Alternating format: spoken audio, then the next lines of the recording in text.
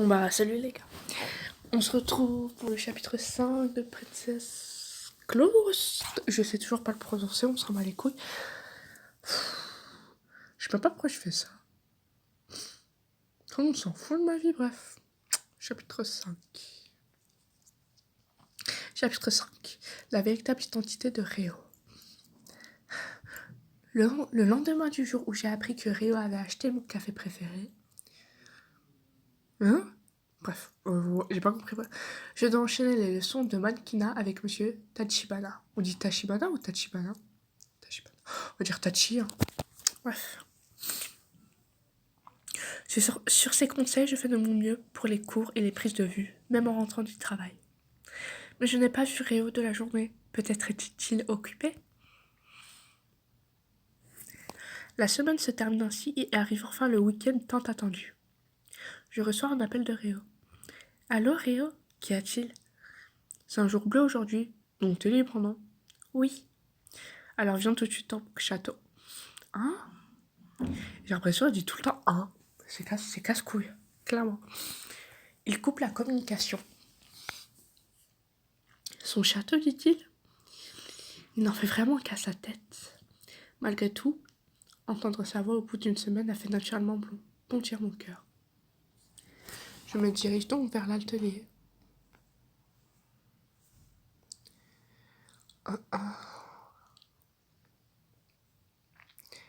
Bonjour. J'ouvre la porte de l'atelier et... Bienvenue, ma petite Elsa. Salut. Ils m'accueillent tous avec le sourire. Au fait, Réo est... Il n'est pas encore arrivé. Il ne t'a pas contacté non plus, apparemment. Tachibana me répond en entrant le code de sa tablette.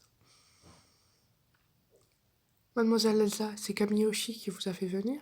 Oui, c'est ça. Et donc au téléphone, c'est cela. Tu vois, Aya, étonnant venant de lui. Peut-être qu'il va se mettre à neiger? Qu'est-ce que... C'est bien la première fois qu'il prend la peine d'appeler une fille au téléphone. Hein? T'inquiète, c'est Réo, il finira bien par arriver. D'accord. Et alors que nous discutons, tenez, c'est pour vous. Monsieur Shinonom me tend une tasse de thé à l'odeur agréable. Waouh, merci beaucoup. Il sent bon. On dirait qu'il y a de la menthe dedans. Exact. Je me suis permis car il n'est pas là. Lui, il n'aime pas ça. À mon avis, il appréciera d'en boire dorénavant. Il en a bu la dernière fois que nous sommes allés au café. Au café? Monsieur Tachibana lève les yeux de son écran et prend la tasse. Tu étais avec lui la semaine dernière? Oui, nous sommes allés tous les deux au café.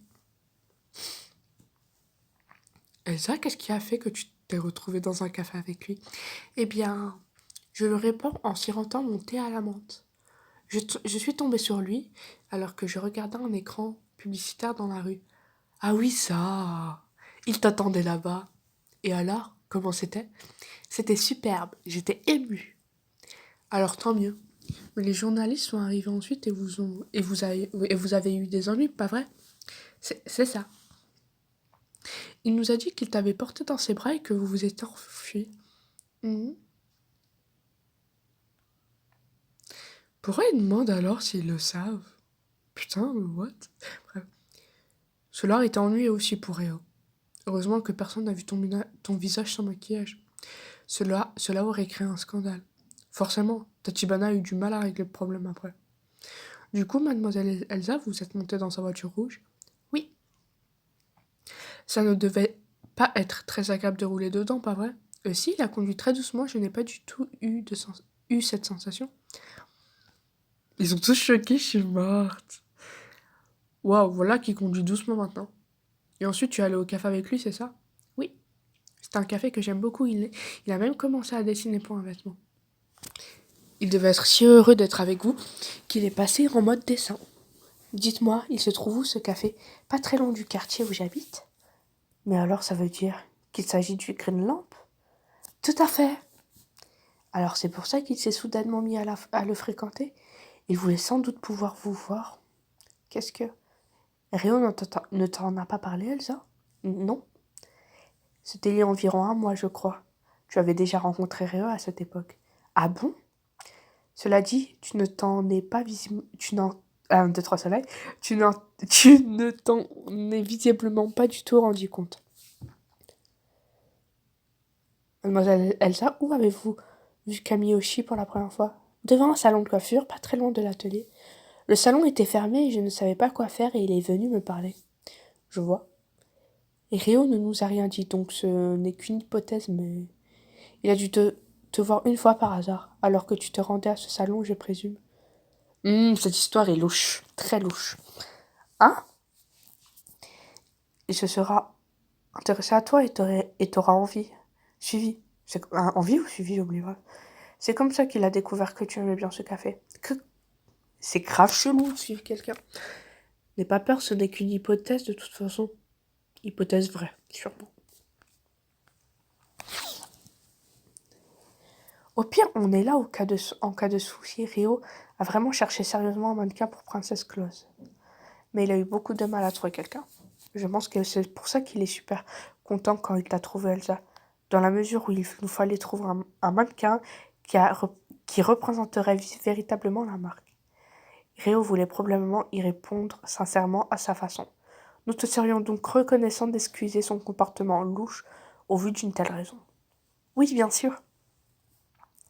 Il est vrai que je trouverais sans doute cela désagréable venant d'un autre homme, mais je comprends à quel point la marque Princess Claus est importante pour Réo. Alors cela ne me dérange pas plus que ça.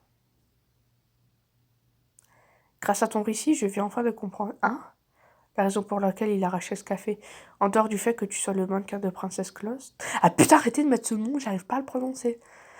Faire tel un chat juste pour toi, ou c'est l'inconscience, ou si c'est sa chance insolente. Chance insolente. Ce café a été créé par un entrepreneur pour son loisir. En somme, c'est juste une success orale. Mais Réo l'a racheté avec sa maison mère. Et cette dernière n'a rien à voir avec le café. Elle produit du matériel médical. Depuis le rachat, la valeur des actions de cette société ne fait qu'augmenter. Ah bon? J'ai rien compris, mais bon, on va faire genre. Faut dire que c'est un grand énard. Si maintenant cette société développe un nouveau médicament, c'est le jackpot. Ah bon? Mais attendez, je l'avais oublié, entraîné par la discussion, mais je repense à quelque chose d'essentiel. En fait, vous parlez tous de ce rachat comme si c'était normal, mais ça n'a rien d'ordinaire, n'est-ce pas? C'est vrai. Qui est Rio exactement pour être capable de racheter une entreprise aussi simplement? Hein? Tachibana, tu n'as rien dit à Elsa? Si Rio ne lui en parle pas, ce n'est pas nécessaire. Oh. On devrait tout de même les lui montrer, non? Tachibana réfléchit un moment, puis il se dirige vers le fond de l'atelier et revient avec 2 magazines. Wow, excusez-moi. Ah, je suis fatiguée.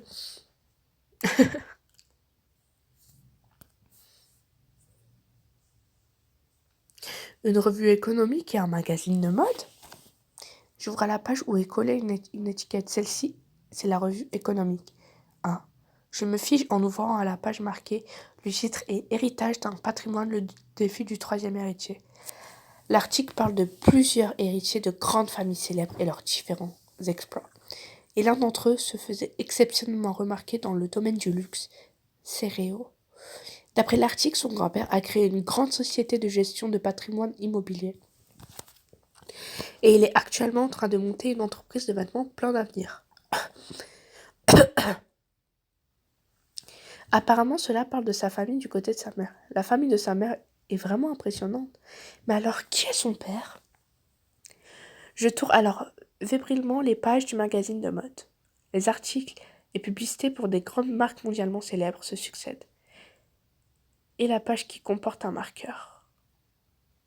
Akira Kamiyoshi. Kamiyoshi? Hein?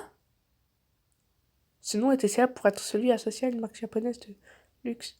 Attendez. Donc là, elle vient de dire... Donc là, elle a juste retenu Kamiyoshi. On est d'accord. Donc, plusieurs fois, les autres personnages ont appelé Ryo Kamiyoshi.